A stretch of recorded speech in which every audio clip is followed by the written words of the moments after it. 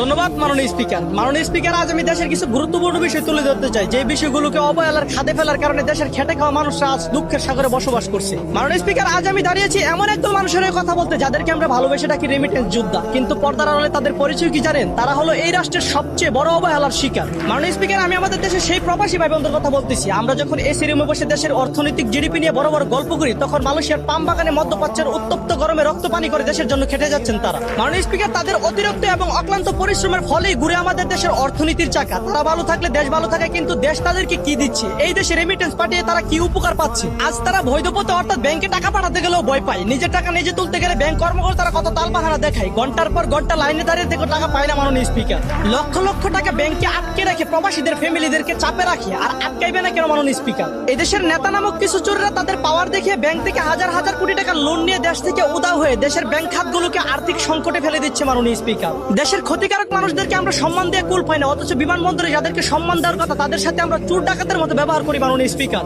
একটা দেশের সবকিছু নির্ভর করে অর্থনীতির উপর, আর সেই অর্থনীতি টিকিয়ে রাখার মূল চাবিকাঠি যেহেতু প্রবাসী ভাইরা, সেহেতু সেই প্রবাসী ভাইদেরকে সরকারিভাবে সম্মান, শ্রদ্ধা ও নিরাপত্তা দেওয়া দরকার। মাননীয় স্পিকার, সর্বশেষ আমি দুটি কথা বলতে চাই। এক নম্বর, বিমানবন্দরে কোনো হয়রানি না করে তাদেরকে সম্মানের সহিত দেশে রিসিভ করা। দ্বিতীয়ত, প্রবাসী ভাইদের ফ্যামিলিকে নিরাপত্তায় রেখে তাদের সরকারি আইন বুক করার সুযোগ দিন।